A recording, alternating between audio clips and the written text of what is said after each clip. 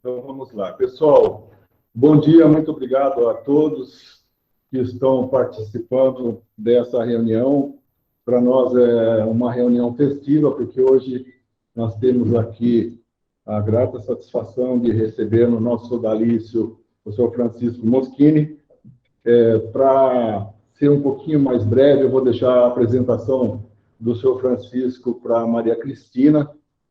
Lembrando que lá no meio do ano passado, quando nós fizemos a indicação do senhor Francisco, gentilmente, né, o Elton Zanoni havia lembrado o nome dele, gentilmente declinou para que a Maria Cristina, que foi sua colega de escola, pudesse fazer a apresentação formalmente.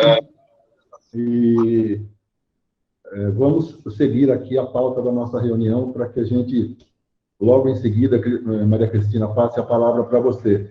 O nosso primeiro item seria agora, só para os acadêmicos, a aprovação da ata da reunião realizada em maio. Então, se houver alguma solicitação de ajuste na ata, por favor, se manifestem agora. Então, não havendo manifestação, a ata está aprovada. Dessa maneira, eu passo a palavra para a nossa confreira Maria Cristina Noronha Liberales, para formalmente fazer a apresentação do senhor Francisco. Maria Cristina, por favor, é com você agora. O som seu, Maria Cristina.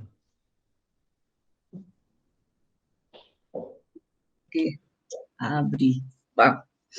Ilustríssimo senhor João Carlos Milione, digníssimo presidente da Academia Saltense de Letras, caros confrades e confreiras, autoridades e demais pessoas que estejam nos assistindo.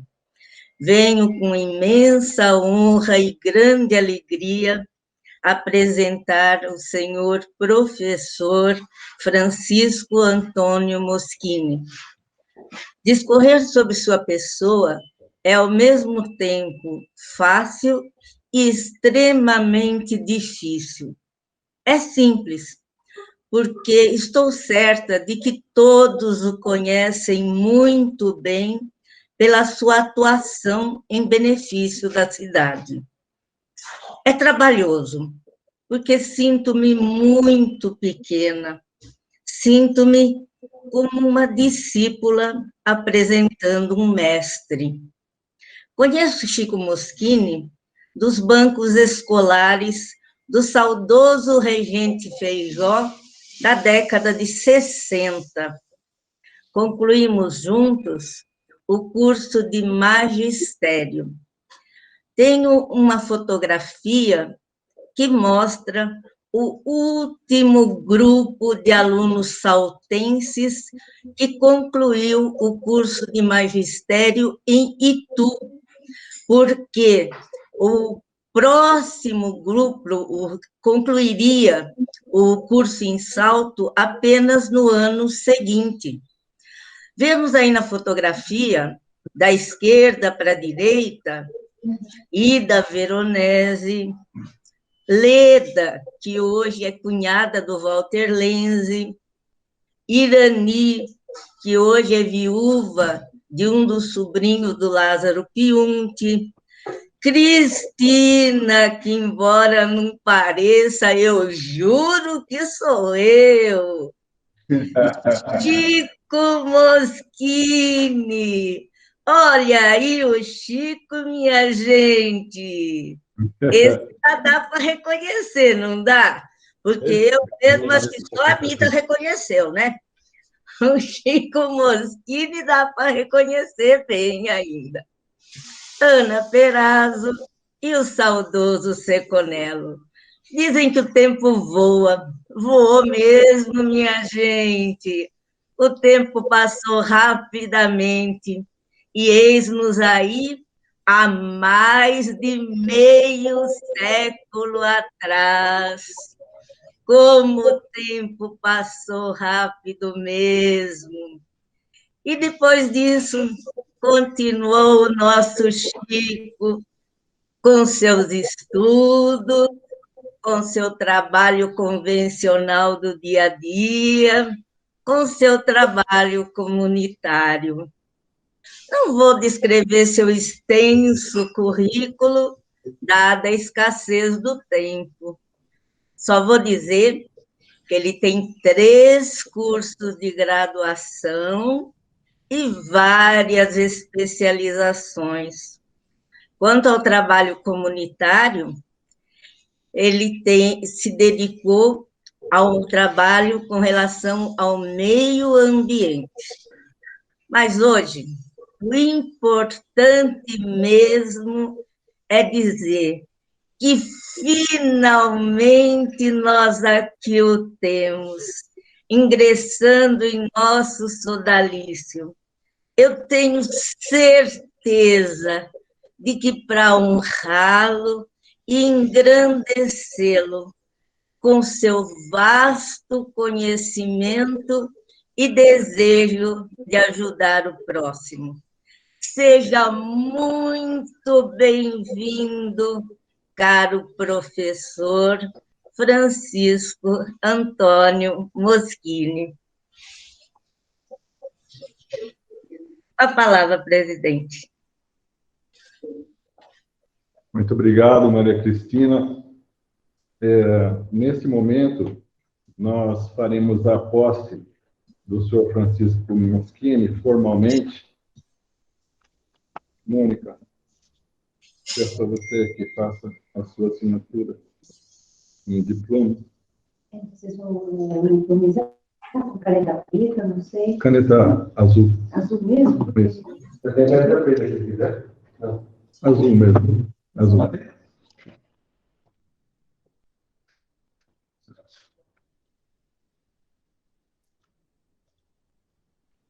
Tem empréstimo para mim? Não.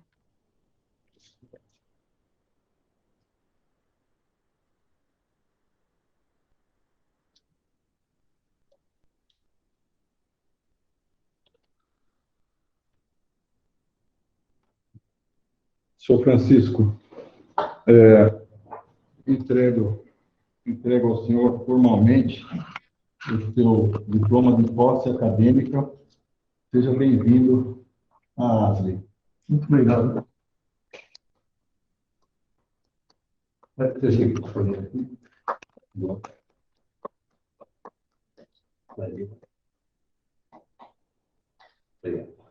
Obrigado. Muito obrigado, senhor presidente. Senhor Chico, posteriormente, o senhor assina o termo de posse. Sim. Agora eu gostaria de passar a palavra para o senhor para as suas considerações. Obrigado. Bom dia a todos, nossos agradecimentos. Iniciando nosso pronunciamento, agradecemos nossos novos, eu que sou novo, confrades e confreiras, pela nossa admissão à Academia Saltense de Letras, nesta sessão em que se comemora o 13º ano de sua fundação e também o aniversário de nossa cidade, que ocorre no próximo dia 16. Agradecemos de modo especial a acadêmica Maria Cristina Noronha Liberalesco, que patrocinou nosso ingresso nesta academia. Nosso patrono, Euclides da Cunha. Vamos brevemente falar alguma coisa sobre Euclides da Cunha.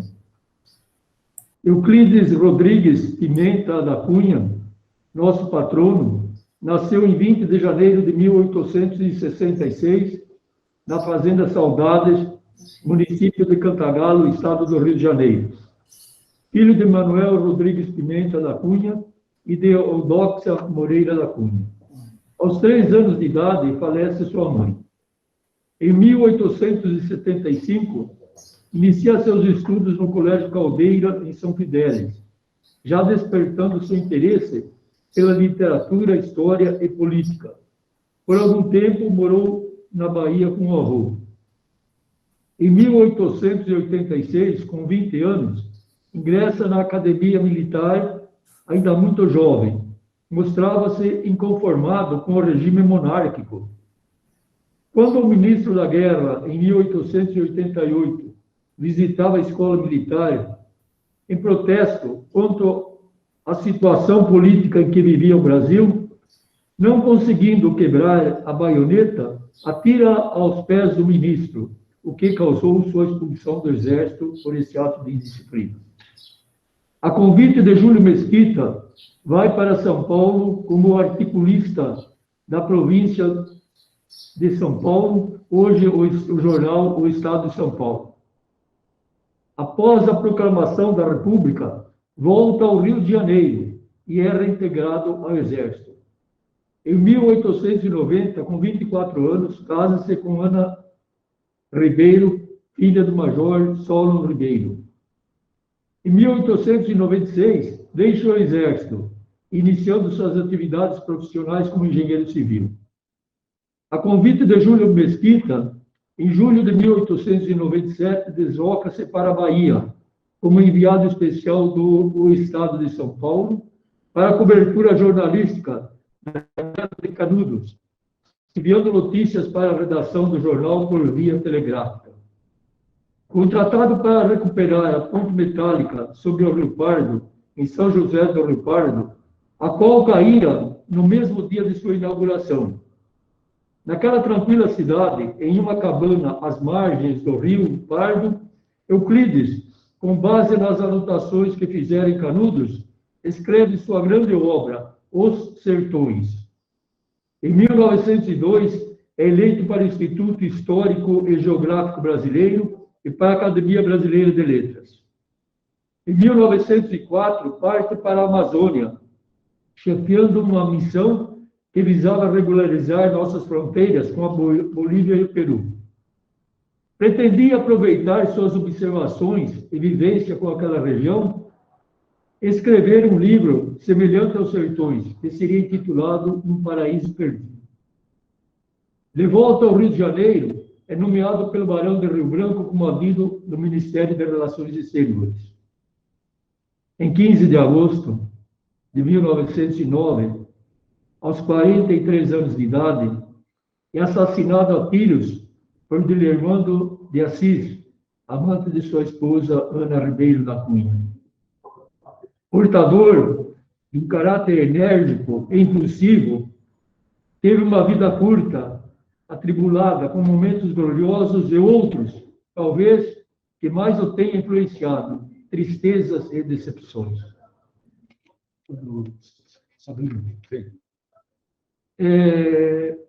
De acordo com as instruções, nós vamos falar alguma coisa também, um breve histórico sobre o nosso antecessor. José Sabino Bassetti nasceu em Piracicaba, em 23 de janeiro de 1941. Faleceu em 12 de dezembro de 2020. Morador na cidade de Salto, foi casado com Maria Aparecida Martins Bassetti, com quem teve 3 filhos, Luiz Carlos, Denise e Janaína. Cursou o primeiro grau completo e o Senai, onde fez o curso de desenho mecânico. José Sabino trabalhava como representante comercial. Quando tinha 10 anos de idade, fazia apenas 13 anos que Lampião havia sido morto em Angicos. E ainda falava-se muito sobre esse fato. Com 12 anos, leu o livro Lampião, de Ranulfo Prata, despertando assim seu interesse pelo tema. Mais tarde, já como pesquisador, José Sabino conheceu os ex-cangaceiros, Criança, Zé Sereno, Candeeiro, Marinheiro e Sila, e também os ex-volantes, Elias Marques, Antônio Vieira e Antônio Jacó. Mesmo sem raízes nordestinas, assim como Antônio Mauri Araújo, nascido em Campinas, Bassetti é um dos grandes nomes da pesquisa do cangaço no Brasil. É membro da Academia Saltense de Letras, foi membro da Academia Saltense de Letras, em sua cadeira número 23, e fundador, com mais 26 membros, da Academia Brasileira de Letras e Artes do Cangaço, onde, como patrono, ele tinha o escritor Euclides da Cunha. José Sabino Bassetti tem os seguintes livros publicados na temática cangaceira: Lampião, Sua Morte Passada a Limpo, de 2011, onde o autor revela com riqueza de detalhes a trama e os acontecimentos na última semana de Lampião, que culminaram com sua morte e parte do bando. Outro livro, Lampião, o Cangaço e seus Segredos, de 2015, obra que procura mostrar, além de como o cangaço acontecia, o comportamento daqueles que participavam, tanto do lado dos bandidos como dos volantes e dos coiteiros. José Sabino era dono de um humor peculiar, vivaz. Tinha uma memória prodigiosa, uma inteligência que não estava distrita à educação formal, de raciocínio rápido e um ótimo contador de histórias. De coração generoso, deixou muitas saudades naqueles que com eles conviveram. Muito obrigado.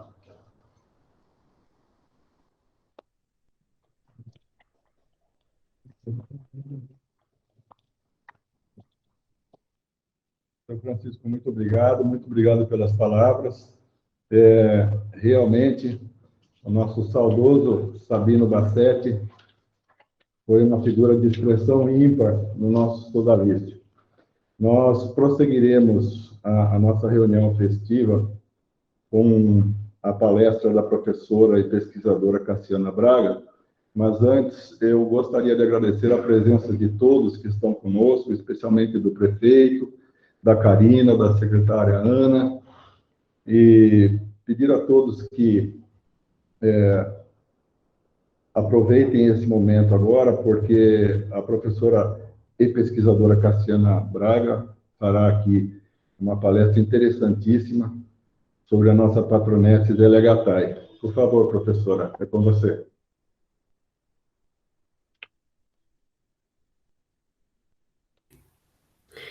Bom dia, pessoal. Vocês estão me ouvindo? Sim. Tá certo. Primeiramente, eu agradeço o convite da Rose Ferrari, parabenizo o professor Antônio Moschini pela posse na Academia de Letras de Salto. É uma grande satisfação e honra estar aqui com vocês na data de hoje. E eu vou estar ministrando uma palestra hoje sobre a Zélia Gattai, uma escritora que eu tenho pesquisado desde o período da minha graduação em História, né, na Unesp de Assis.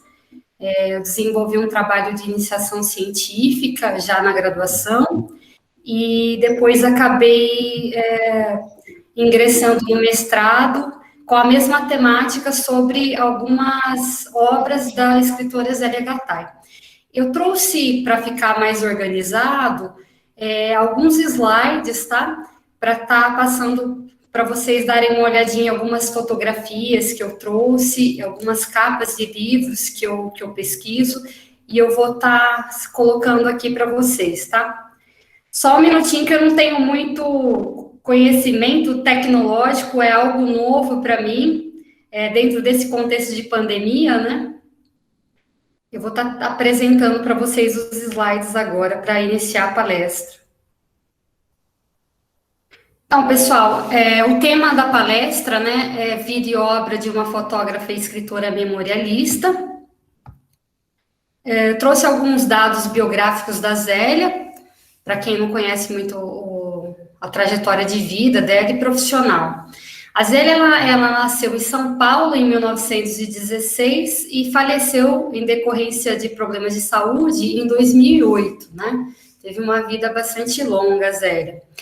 Ela publicou 17 livros, sendo a maioria deles com caráter autobiográfico, escreveu 2 romances e também livros infantis.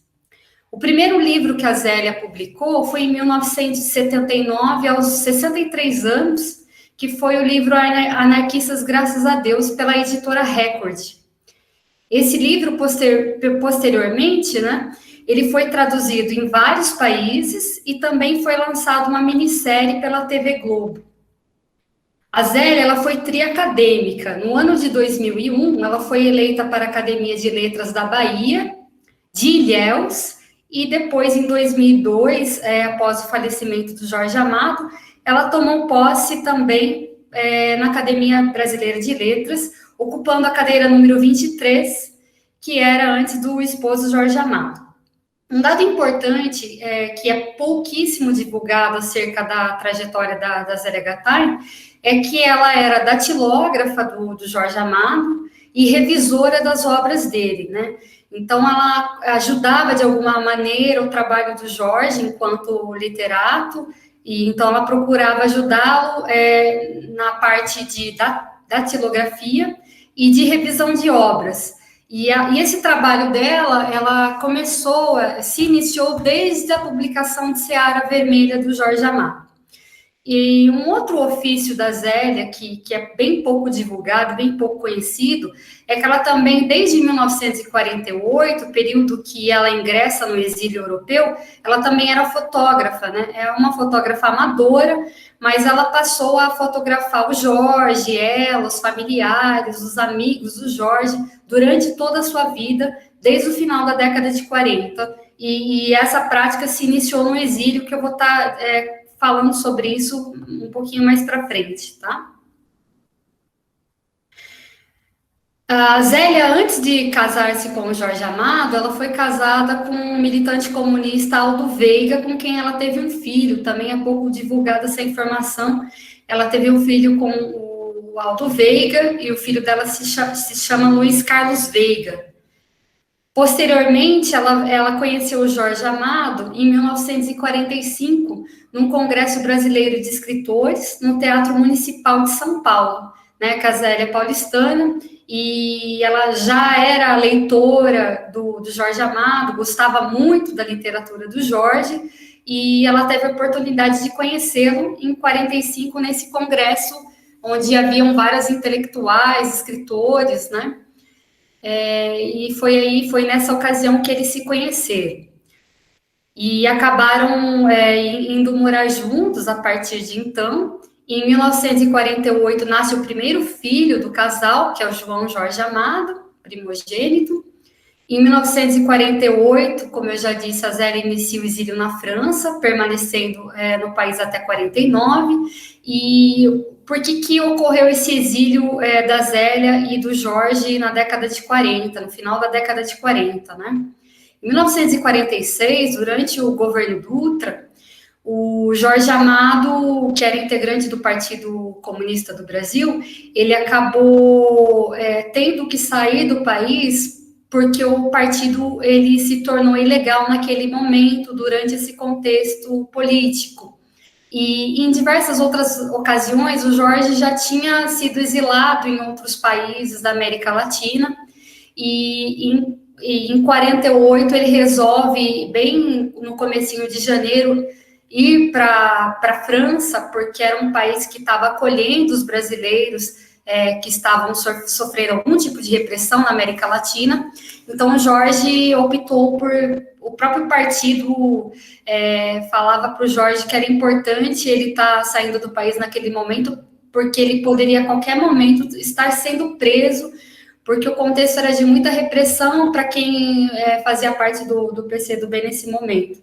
Então, o Jorge vai, assim, por volta do comecinho de janeiro, a Zélia não vai com ele na ocasião. Depois de alguns meses, ela também vai para o exílio, em 48, com eles, e permanecem em Paris, num hotel, até em cerca de um ano eles ficaram em Paris, e depois eles vão estar indo para a Tchecoslováquia, que eles vão ficar por volta de 1949, e vão ficar por lá até 1952.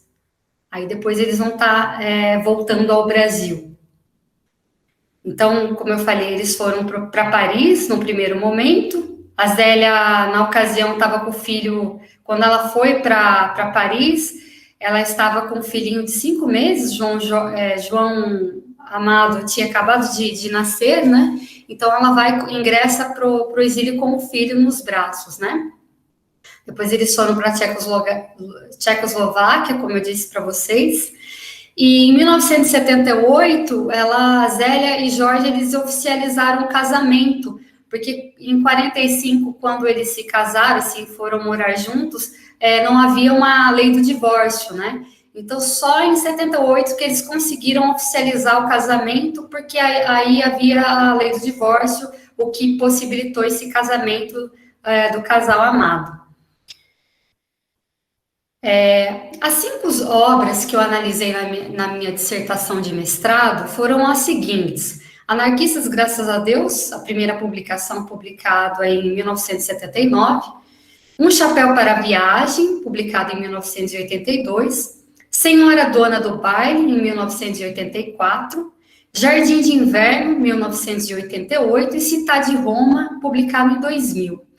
Então, tanto em Jardim de Inverno, Senhora Dona do Baile e Um Chapéu para a Viagem, os temas mais recorrentes nessas 3 obras foram o exílio europeu, de Jorge e Azélia Gattai, e também a Zélia fala muito dos aspectos de violências sofridas pelo pai durante o Estado Novo, que eu vou estar falando sobre isso também.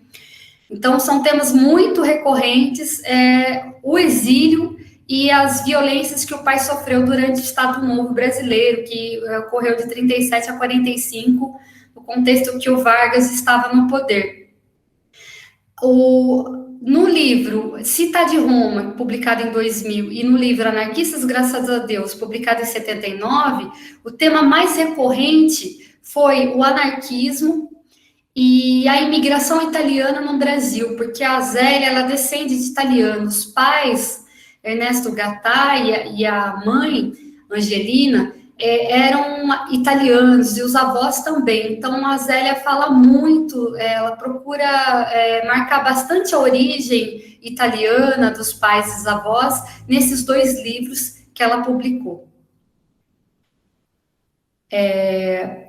Uma outra coisa importante a ser dita é que ela pratica nessas autobiografias, né, a escrita de si e uma escrita biográfica também, do Jorge Amado e dos seus antepassados. Como eu já foi dito, em Cidade de Roma e Anarquistas, Graças a Deus, o foco é falar sobre o anarquismo e sobre a imigração italiana. Então, os Gattai, né, que é a parte do pai da Zélia Gattai, eles vêm para o Brasil, dentro do contexto de imigração italiana, por volta do século XIX, e eles tinham o objetivo de implantar uma colônia socialista experimental no Paraná, o que acabou não ocorrendo. Então, a Zélia fala muito sobre essa tentativa desses italianos implantarem, eles tinham o ideal de implantar o anarquismo no Paraná, mas acabou não ocorrendo, né? Então, ela fala muito sobre isso nesses 2 livros. Além disso, ela narra as dificuldades dos pais e avós durante todo o processo de imigração, né, dentro do navio, da Itália até o Brasil, como que era uma situação extremamente insalubre, como era uma dificuldade enorme estar fazendo essa viagem até o Brasil. Um dado importante em Anarquistas, Graças a Deus, é que Zélia procura também narrar todo o desenvolvimento da cidade de São Paulo e os primeiros prédios, ela fala dos primeiros arranha-céus que vão ser construídos durante esse desenvolvimento pleno de São Paulo. A Zélia fala muito sobre isso. Além desse ponto, ela também fala sobre os espaços de sociabilidade que existiam no período, né, como que as pessoas faziam para se divertir. Então, ela fala muito dessa parte cultural, fala sobre o cinema mudo, sobre o Parque Antártica, comenta muito sobre os costumes das italianas, por exemplo, de arear as panelas na frente das casas e deixar secando essas panelas ao sol. Ela fala bastante isso em Anarquistas, Graças a Deus, e busca marcar muito as suas origens. Então, ela quer mostrar essa identidade dela enquanto filha de imigrantes, enquanto neta de imigrantes. Então, ela quer marcar muito essa origem italiana e esse ponto do anarquismo também. Ela se identifica com essas ideias, com o livre pensamento, e ela gosta sempre de estar falando sobre isso em todos os livros que ela publica. com caráter autobiográfico. Aí eu trouxe para vocês uma citação que está no livro Citar de Roma, de uma conversa da Zélia com o tio Guerrando. Então, a Zélia diz assim, em Citar de Roma: a travessia de Gênova para o Porto de Santos foi longa e penosa, contava tio Guerrando. Não posso esquecer. Amontoados e tristes como o gado a caminho do matadouro, os imigrantes enjoavam nos porões escuros e quentes, ao lado das caldeiras do navio, um verdadeiro inferno. A gente ia aguentando sem reclamar. Todo mundo tinha um medo insuportável de ficar doente e acabar morrendo em alto mar. Vocês sabiam, não é? Explicava titio. Nos navios daquela época não havia frigorífico para conservar os cadáveres, e os corpos de quem morresse durante a travessia eram jogados no mar. Então, trouxe para vocês também essa citação de como que a Zélia preocupava-se em construir essa memória dos familiares dela, italianos, que vieram nesse processo de imigração. Eu trouxe também algumas imagens que estão publicadas nesse livro, Citar de Roma. Essa é a capa do livro, é a Zélia pequena, criança, na capa de Citar de Roma, e aqui tem um navio, né, dos imigrantes italianos, que a Zélia faz questão de enfatizar nesse livro. Outra capa da Citar de Roma, desse livro da Zélia, publicado em 2000. Zélia também traz essa imagem dos pais, Ernesto Gattai e Angelina Gattai. E da mãe. Isso, do pai e da mãe, Angelina Gattai e o Ernesto Gattai. Aqui são os avós, o Francesco Arnaldo Gattai e a esposa de Alma, são os avós de Zélia.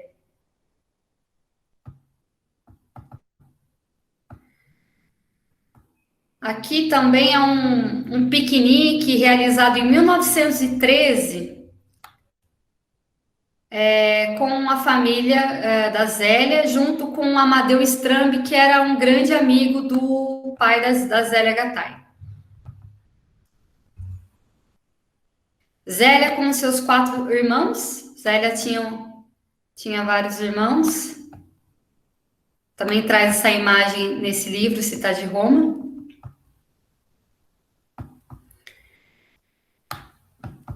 Essa outra fotografia é Zélia no grupo escolar, com os amigos da escola. E a grande questão aqui, que eu me perguntava quando eu estava pesquisando essas obras, como que a Zélia se construiu em suas obras, né? Porque todo o processo, toda a literatura autobiográfica, biográfica, o historiador ele tem um objetivo sempre de tentar compreender como que a pessoa se construiu nessas obras, né? Então, trouxe um excerto aqui da minha dissertação que diz o seguinte: desse modo, seleciona as fotografias que julga mais significativas, arquivando mais uma vez a história de seus antepassados. Trata-se de comprovar que pertence a uma linhagem que tem raízes. Em outras palavras, almeja provar que tem origens anarquistas e que descende, portanto, de familiares fortes e engajados e críticos, atributos que ela também possui, apesar de nunca ter se filiado a nenhuma organização política ou movimento específico. Então, a Zélia, o tempo todo, ela está buscando marcar essa origem anarquista e se identificando com esses valores, né? Então, faz isso em inúmeros livros. É a forma que ela quer ser vista, né?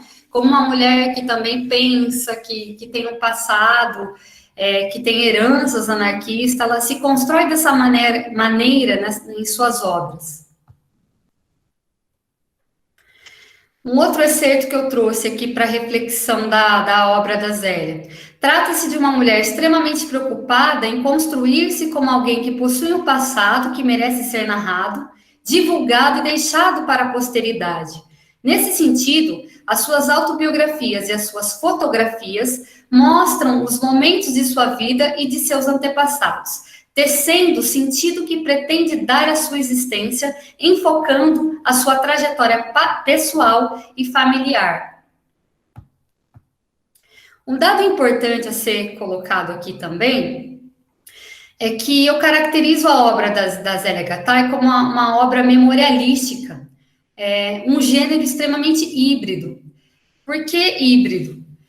Porque a autobiografia da Zélia, ela fala de si nesses livros de memórias, né? Mas ela também constrói memórias de outras pessoas, sobretudo a memória do Jorge Amado. Então, por isso que não dá para categorizar a obra de Zélia apenas como uma autobiografia, porque ela ultrapassa a autobiografia na medida que ela também constrói biografia do Jorge Amado. Por isso se trata de um gênero híbrido, né? Porque está entre a autobiografia e a biografia e a construção de memórias de outras inúmeras pessoas. Então, eu trouxe um excerto sobre isso aqui também, que está na dissertação. Caracterizamos a sua obra como memorialística, a partir da constatação de que sua escrita não se restringe ao individual, vai além, contempla o coletivo, a narração das histórias de pessoas comuns e ilustres conhecidos. A sua escrita, ao mesmo tempo que tem um caráter autobiográfico, quando centrada em si, é também biográfica, no sentido mais social, quando divulga acontecimentos cotidianos, eventos políticos e as particularidades de certos personagens, entre aspas, dos quais conta as suas histórias. Então, a obra da Zélia, nesses livros de memórias, ela é memorialística. Como eu disse para vocês, um tema recorrente da Zélia é sobre o Estado Novo e as violências sofridas pelo pai Ernesto Gattai. A Zélia fala muito sobre o pai, e é um acontecimento marcante na vida da Zélia, é que o pai, o seu Ernesto, ele acabou sendo preso durante o Estado Novo.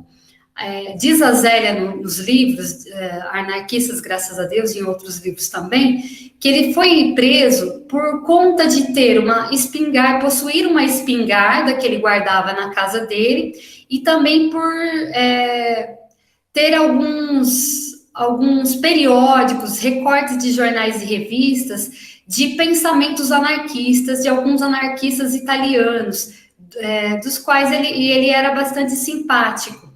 Então, durante o Estado Novo, com o Getúlio, que era um contexto de bastante repressão a ideias mais progressistas e ideias mais libertárias, o senhor Ernesto Gattai foi preso somente por possuir uma espingarda e por ter alguns periódicos, alguns recortes de jornais e revistas com conteúdo anarquista, com pensamentos anarquistas, e para o Estado Novo bastava ter esse tipo de pensamento para ser preso. E ele acabou sendo preso, e Zélia conta que ele acabou falecendo em decorrência dos maus tratos que ele sofreu dentro do contexto de prisão no Estado Novo. Aí eu trouxe um excerto aqui do Se Está de Roma, que ela fala sobre isso, sobre a saúde debilitada do pai durante esse momento. Acometido de febre tifoide, o organismo debilitado de papai não resistiu. Morreu aos 54 anos, vítima das atrocidades da polícia do Estado Novo de Getúlio Vargas. No dia do seu sepultamento, as casas comerciais do bairro da Consolação e da Avenida Rebouças fecharam as portas em sinal de luto.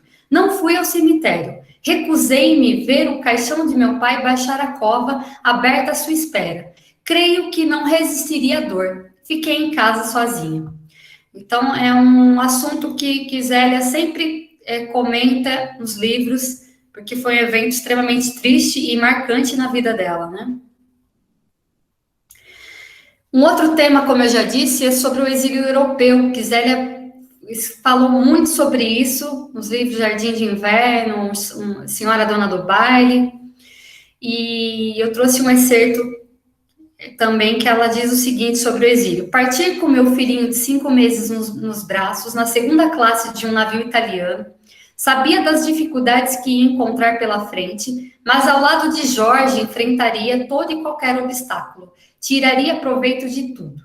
Então, A Zélia, ela narra nessas obras que o exílio não foi um fardo para o casal, porque dentro desse contexto, na Europa, embora era uma Europa pós-guerra, tinha recém acabado a Segunda Guerra Mundial em 1945, vários países devastados pela guerra, uma porção de problemas de ordem econômica, até mesmo em relação à alimentação da população desses países. A Zélia fala que ela passou por momentos muito bons dentro desse contexto, né? Porque eles tiveram acesso a inúmeras viagens, então ela narra várias viagens que eles puderam fazer, não somente na Europa, mas outros países. Eles puderam viajar para a China, em vários diversos países. O Jorge Amado, nesse contexto, pôde participar em vários congressos. Ele tinha o intuito também de lutar em prol da paz, com outros artistas intelectuais do período. Foi um período muito forte nesse sentido, porque é um contexto de Guerra Fria também, pós-Segunda Guerra Mundial. Eles tinham direito às hospedagens em hotéis proporcionadas pela União dos Escritores.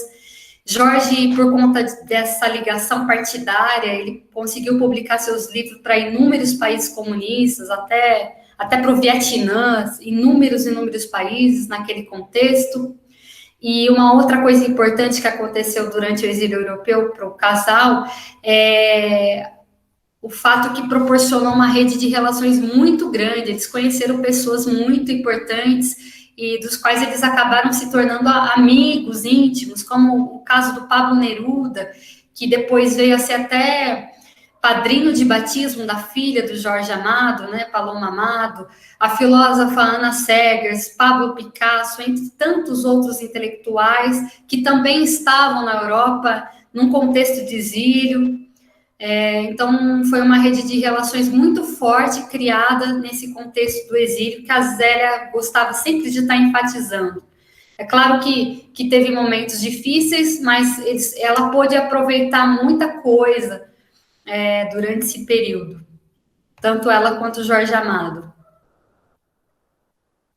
Ela narra também algumas dificuldades sofridas durante esse momento, né?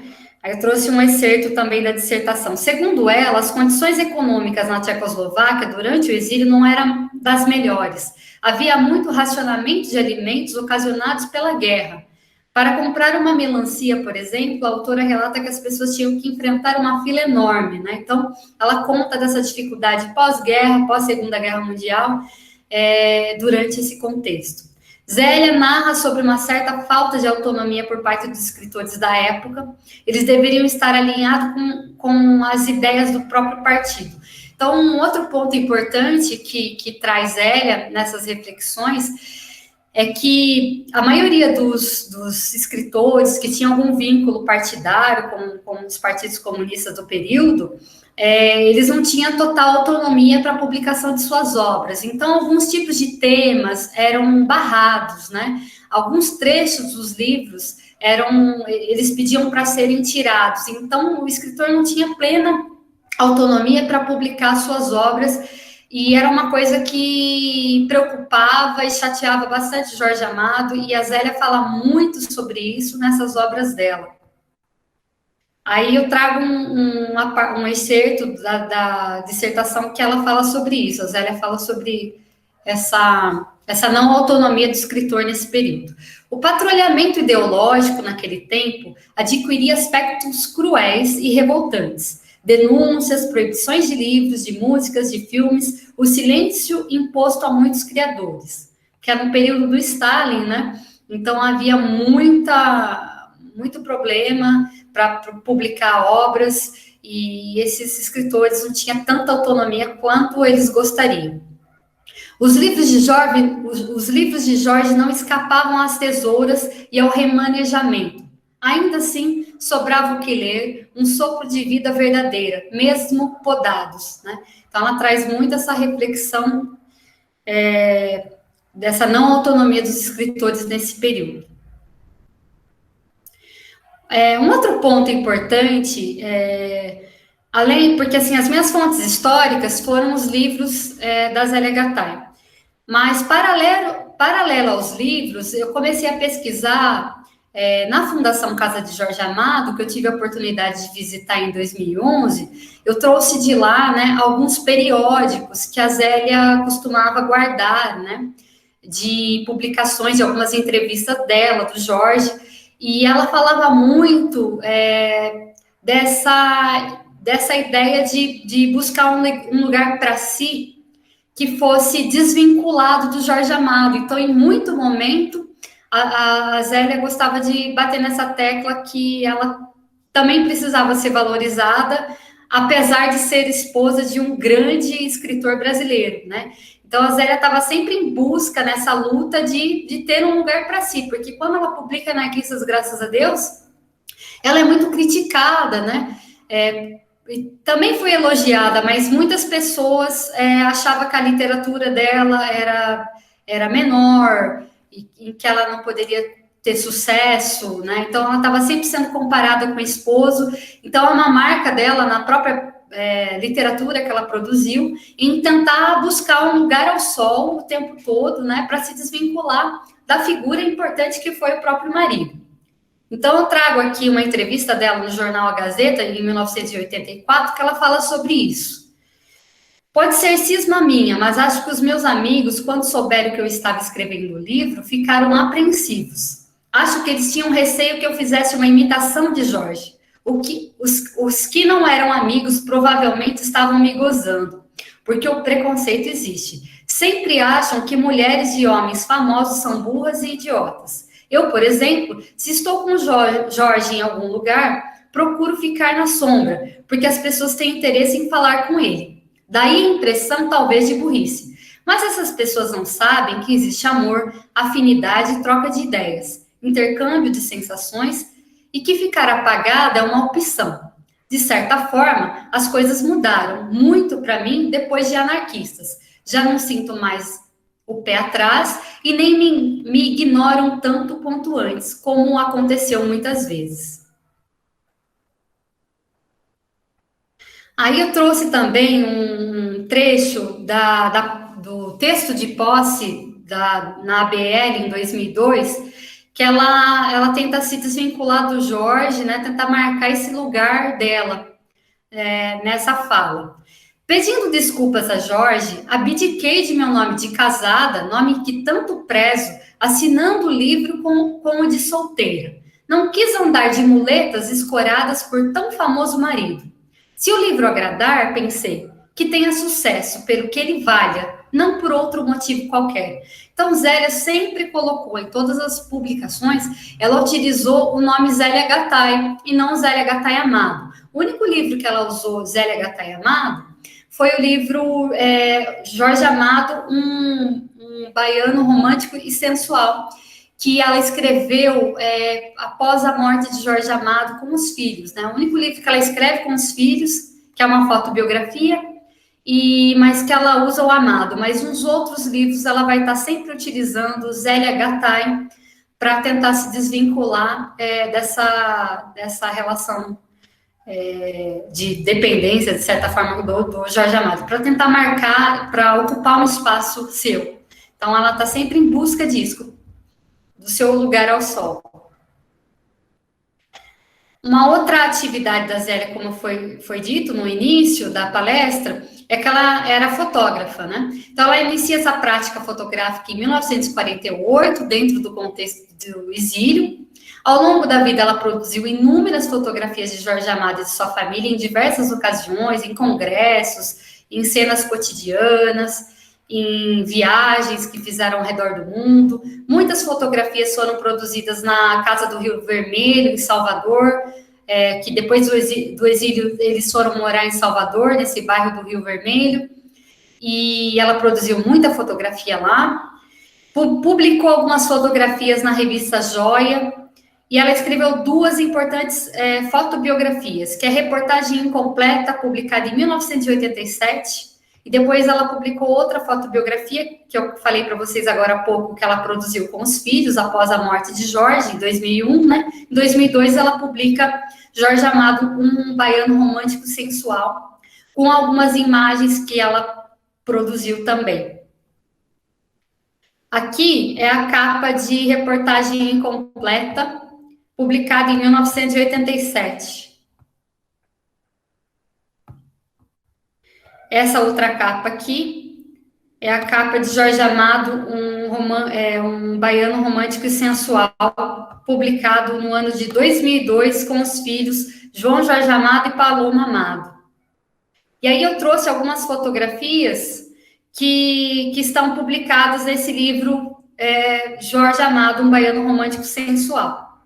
Aqui a Zélia e Jorge, durante ainda, quando eles estavam no Brasil, em 1947, a Zélia estava grávida aqui do João Jorge, o primeiro filho do casal. Aqui é Jorge com a mãe Estela de Oxóssi, o Caribé, que é um importante artista plástico argentino, grande amigo do Jorge Amado, e a mãe Menininha de Gantuá. Zélia gosta muito de retratar essa questão da cultura baiana, a religiosidade, porque o Jorge, apesar de bastante crítico, um pouco cético do ponto de vista religioso, ele tinha uma rede de relações muito grande com as mães de santo, da própria cultura baiana, né? Então o Jorge estava sempre conversando com as mães de santo, tinha uma relação muito forte com essa religiosidade baiana, do candomblé. Aqui é Zélia Gattai com a Mãe Senhora, uma outra mãe de santo, Jean Paul Sartre, Simone de Beauvoir e Jorge Amado, quando o Jean Paul Sartre veio no congresso no Brasil com a esposa Simone de Beauvoir, e era um casal que era bastante amigo do Jorge Amado com a Zélia Gattai. Aqui é uma outra foto de Jorge Amado discursando na Câmara dos Deputados em 1946. Está dentro dessa fotobiografia também. Aqui a Zélia Gattai no exílio em Paris, em 1948. Está sentada num café em Paris. E já vou para as considerações finais, tá? Então, o que é importante dizer a respeito das obras da Zélia e da própria trajetória profissional e de vida de Zélia? A Zélia, ela foi uma memorialista por excelência. Ela dá uma importante contribuição para a construção de memórias de seus familiares e de Jorge Amado. Ela também contribui muito por conta do que ela escreveu, dos aspectos mais importantes sobre a imigração italiana no Brasil, sobre o Estado Novo e o período tanto da Segunda Guerra quanto o período da Guerra Fria.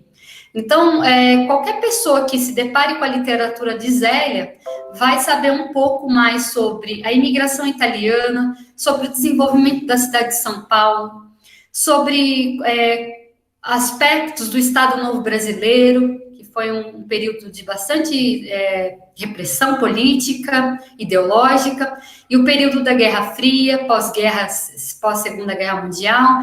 Então, a Zélia trouxe uma importante contribuição para a literatura brasileira, acerca de vários assuntos e eventos que ocorreram tanto no Brasil quanto fora do país, e é uma escritora que precisa ser mais valorizada, mais conhecida, e ela é tão importante quanto outras escritoras.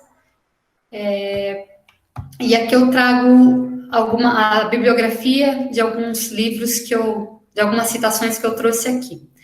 Bom, é isso, pessoal. Fico aberta para questões, para discussões. Espero que eu não tenha ultrapassado o horário. E muito obrigada. Alguém teria alguma questão sobre a palestra?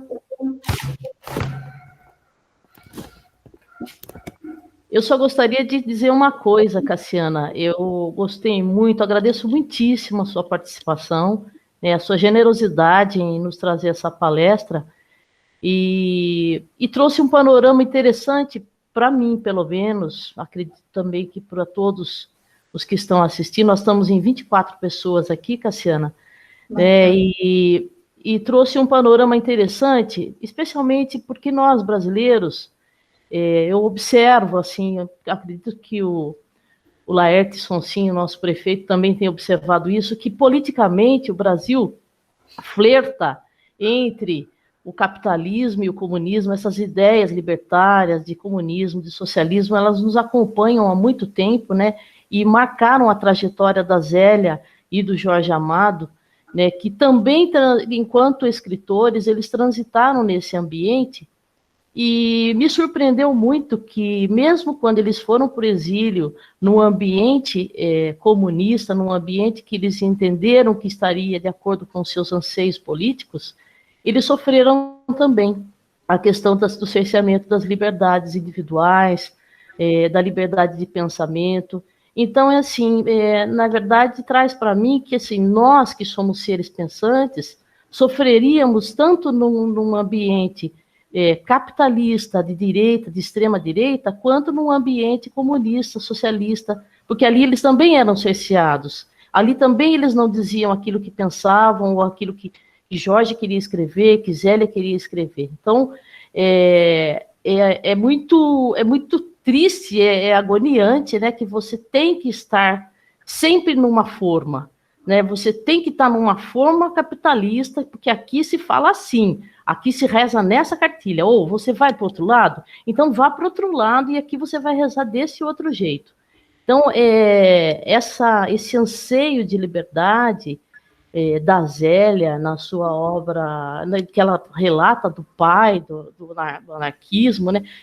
Quem me dera o anarquismo tivesse dado certo, mas ele não deu, ele nunca foi realizado em lugar algum, né? Mas esse é o anseio último de todos nós, né? De sermos livres, de pensarmos, de podermos criticar, de podermos corrigir certas rotas, mas muito legal o panorama que você trouxe, viu, Cassiana? Achei sensacional, muito obrigada, viu? Imagina, Rose, foi importante essa reflexão que você acabou de fazer, porque o Jorge, ele rompe com o partido, né? Quando ele volta, vai embora do exílio, volta ao Brasil, ele rompe completamente com essa questão partidária, porque ele fala, não era isso que eu tinha como o que era o socialismo, né? Que eu acreditava. E daí ele começa só a se dedicar à literatura mesmo, ele rompe completamente com essa questão partidária, porque ele fala, não é isso, na prática, né, era uma coisa e na teoria era outra, então ele acaba rompendo e se dedicando mais à literatura mesmo, porque ele ficou extremamente, porque ele acabou vendo vários amigos morrendo, né, durante esse contexto, pessoas que ele conviveu sendo assassinados por não estar de acordo com o próprio partido, né? Então, muitas pessoas foram presas, assassinadas, e foi um choque muito grande, tanto para ele quanto para a Zélia, então ele acabou rompendo e se dedicando só à literatura mesmo. E ele fala muito, muito sobre isso nas entrevistas dele também, e a Zélia fala bastante sobre isso nas entrevistas e nos livros, nas obras dela. Ótimo. Então, e nesse contexto também de memória, né, de memorialismo, né, nós temos aqui na nossa cidade, não sei se você conhece Salto, já conhecia Salto, mas nós temos os nossos memorialistas aqui também, os famosos, inclusive um dos fundadores da academia, o Héctor Liberalesso, é o nosso grande memorialista, né? Então, e ele traz justamente essa literatura mesclada com a história dele, com a história da cidade. Os saltenses aqui conhecem bem. Então, nós temos aqui o nosso representante, né, do modelo memorialista, que é o Héctor Liberalesso, que faz esse trabalho também de ir recompondo os panoramas históricos junto com a história dele, né? É muito legal. Muito obrigada, viu? Eu que agradeço, Rose. Mas alguém desejar fazer alguma pergunta, gente, agora é a hora. Olha, eu quero colocar o seguinte, eu endosso o que a Rose falou, e quando você faz uma palestra, eu acho que um dos objetivos é suscitar a curiosidade ao tema que você está desenvolvendo. Eu conheço algumas obras do Jorge Amado, mas da Célia Gattai, eu tenho Anarquista, graças a Deus, que eu comecei a ler há muitos anos atrás e parei, entendeu? E você me fez sentir vontade de agora ler, e com outros olhos, a partir da sua fala e da reflexão feita pela Rose. Agradeço muito, eu gostei demais da sua palestra. Parabéns, continue pesquisando, porque eu sei que a pesquisadora não acaba nunca. Muito obrigada. Eu que agradeço as palavras, Cristina, e realmente, antes de começar a desenvolver pesquisas sobre a Zélia Gattai, eu sempre gostei muito de ler literatura, né? Desde a adolescência, principalmente, sobretudo, a literatura brasileira. Já tinha lido Jardim de Inverno, Anarquistas, Graças a Deus, e embora uma escrita bem simples, a própria Zélia falava que ela escrevia com o coração, né? Não é uma literatura mais bem elaborada, ela mesma coloca isso, mas ela traz importantes informações, né, sobre a imigração italiana, sobre períodos do Estado Novo, períodos da Guerra Fria. E é importante ter isso, né? A memória desses eventos, porque o tempo vai passando e a gente vai ficar sabendo dessas histórias por alguém que se preocupou em escrever algo sobre esses momentos, né? E eu fico feliz que tenha, de alguma forma, despertado esse interesse, porque eu, particularmente, sou suspeita para dizer, gosto muito da literatura da Zélia, e entrando em contato agora o trabalho fotográfico dela, também estou ficando encantada dessa produção fotográfica dela, né? E a Zélia, ela tinha um intuito muito grande de deixar tudo isso para a posteridade, né? Porque ela guardava todas as fotografias, todos os negativos dela, ela doou acho que em 1991 para a Fundação Casa de Jorge Amado. Então, ela produzia memória escrevendo literatura, fotografava para deixar para a posteridade. Aí, na Fundação de Jorge Amado, tem um monte de periódico, né, recorte de jornal e revista, que ela ia guardando ao longo dos anos, tanto sobre o Jorge Amado quanto ela, né? Então, uma mulher extremamente importante na guarda, é uma guardiã de memórias por excelência, assim, porque ela queria deixar isso para a posteridade mesmo. Tá? Uma coisa importante também, ela deixou guardada, ela doou para a Fundação Casa de Jorge Amado as cartas trocadas entre ela e o Jorge durante o exílio, né? Tem até um livro que o filho do Jorge Amado publicou dessas cartas trocadas entre Jorge e a Zélia durante o exílio. Só que quando eu fui visitar a fundação, né, esse acervo, eu não pude ter contato com as cartas. Eles não permitem que pesquisadores tenham acesso às cartas, infelizmente, mas é um outro material precioso que está lá na fundação, além das fotografias e dos periódicos, assim. Então, Zélia tinha preocupação em guardar essa memória dela e principalmente Jorge Amado. E ler Zélia Gattai é conhecer Jorge Amado, né, um pouco. Porque ela fala muito, e todos os livros ela fala dele. Ela não fala só dela, né, o tempo todo ela está falando da trajetória profissional, pessoal dele, né, enquanto literato também.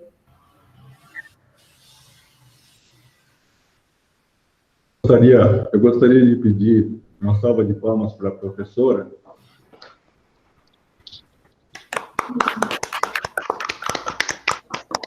Muito obrigada, gente. Obrigada mesmo. Muito o seu trabalho, professora, a sua apresentação. Para nós aqui, que temos a grande maioria aqui, pelo menos das pessoas que a gente tinha aqui no entorno até a década de 70, a grande maioria de antepassados de famílias italianas, né? A história da Zélia Gattai, ela meio que se mescla aí com aquilo que a gente vive hoje, né? Lembrar das coisas que a gente escutava dos nossos avós, né? Lembrar daquilo que a gente viu acontecer dentro de casa e, particularmente, da nossa academia, né?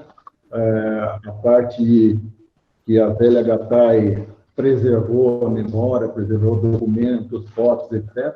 Nós temos um exemplo vivo aqui do nosso querido e inesquecível Héctor Liberalesso, né? Que tanto fez para que essa academia existisse.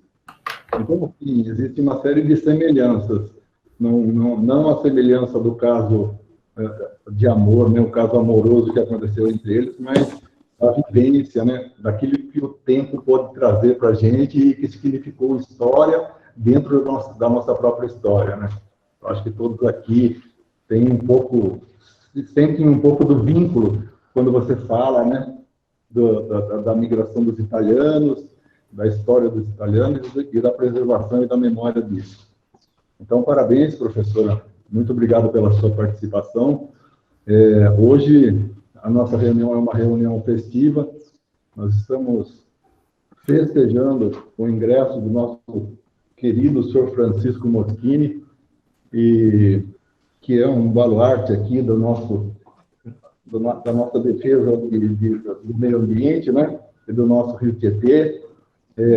E também estamos aqui comemorando os 13 anos da nossa academia e da cidade, que agora no próximo dia 16 também faz aniversário. E por falar no aniversário da cidade, eu queria abrir a palavra ao prefeito para que o prefeito fizesse suas considerações. Por favor, prefeito. Senhor presidente, senhores acadêmicos, convidados, obrigado pela oportunidade de estar aqui hoje. Parabenizo a professora Cassiana pela brilhante palestra. Eu também sou, digamos assim, admirador da Zélia Gattai. Não sou um profundo conhecedor, mas apenas como um mero leitor, sempre gostei da obra dela, e ouso dizer até que gostava mais da obra dela do que do próprio Jorge. Não que eu gostasse dos livros do Jorge, mas enfim. Então, parabéns pela explanação, muito obrigado aí. Parabéns ao meu grande amigo Chico Moschini. Dizer o que de Chico Moschini, né? Afinal, amigo de primeira jornada, desde lá de trás, brigando, né, Chico? Inevate, fundação do Comitê de Bacias Hidrográficas. É uma pessoa que eu admiro, eu tenho um carinho enorme por ele. Todas as vezes que nos encontramos, tecemos altos papos, né? Então, parabéns aí por ter assumido a cadeira de Zélia, parabéns pelo ingresso na academia, e posso dizer a você, em homenagem, viva!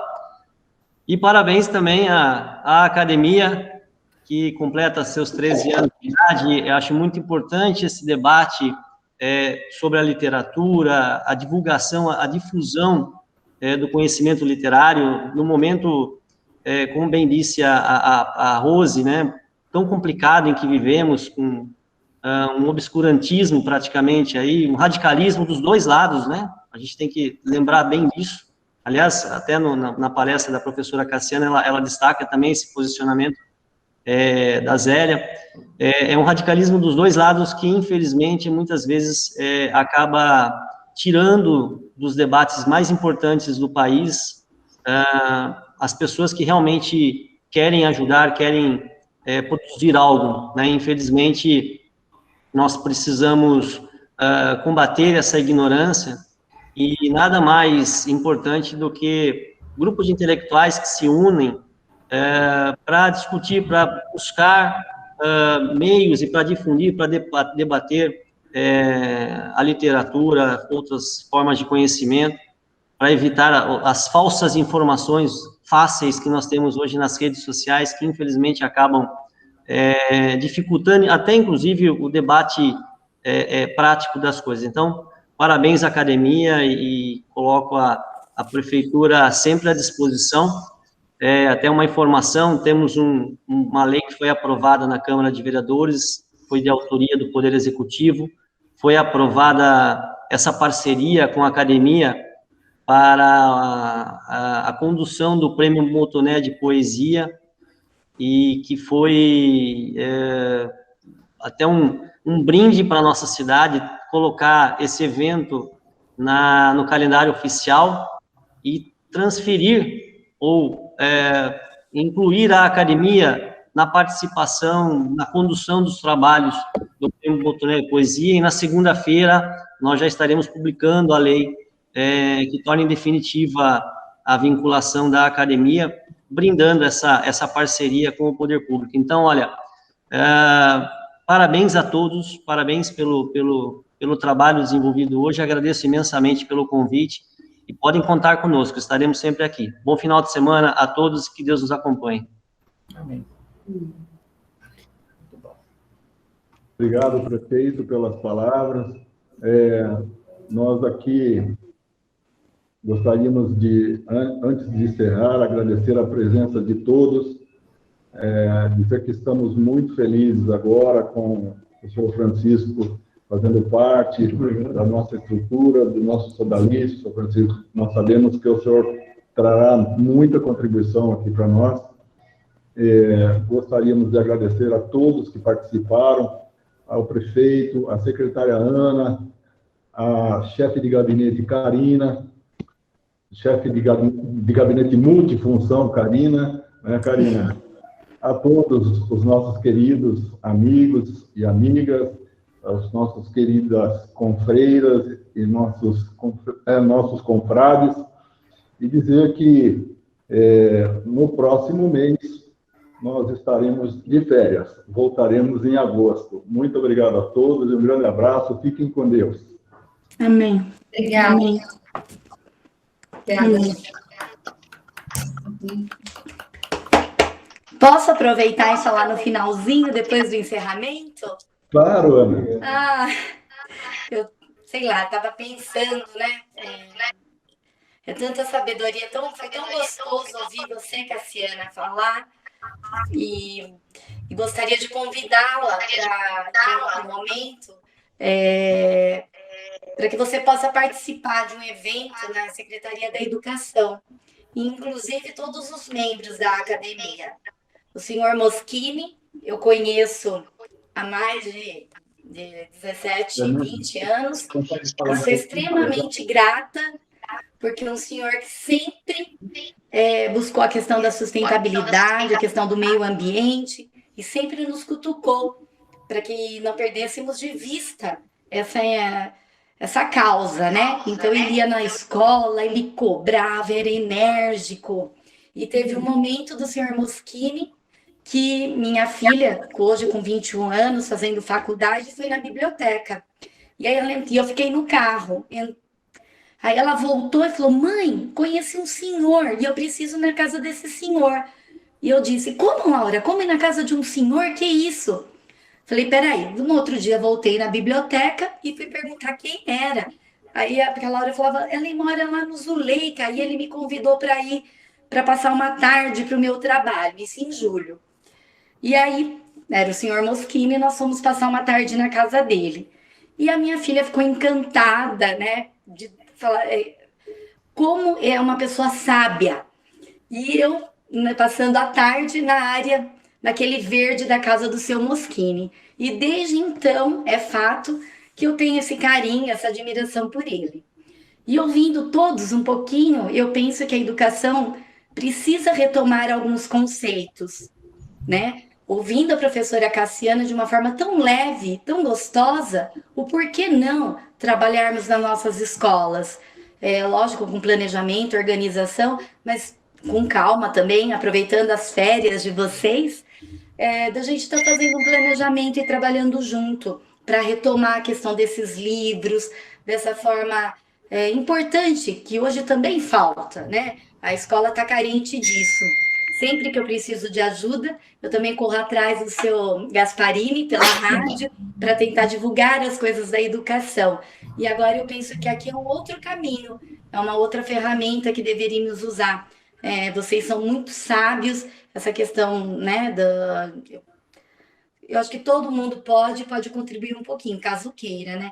Então é isso, é agradecer e dizer que eu gostaria muito de tê-los conosco também. Então, muito obrigada. Ana, obrigada pelas palavras, estou à disposição para qualquer evento, tá?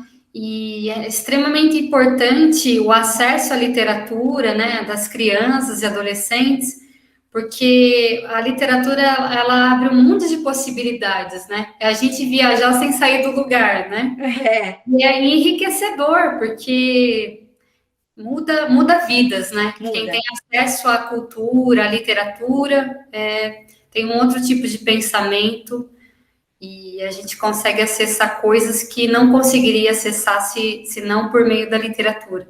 Então, libertador, né? Literatura, conhecimento liberta mesmo, né? Exatamente, é muito importante. Pena que ainda a gente está num país ainda com poucos leitores, assim, né?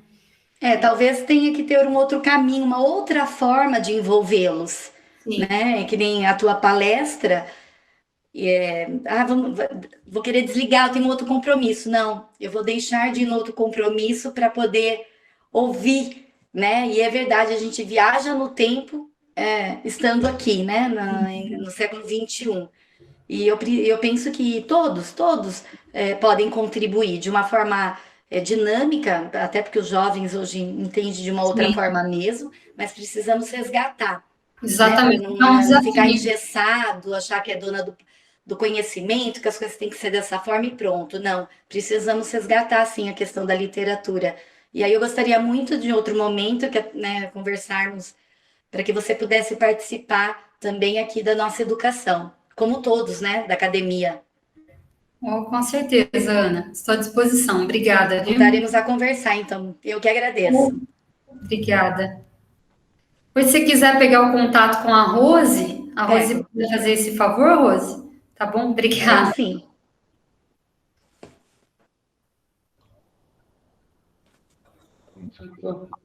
Gente, bom final de semana a todos. Bom final Obrigada. De semana. Obrigada, gente. Bom final de semana. Obrigada. Muito bom. Obrigado mais uma vez pela presença. Muito obrigado.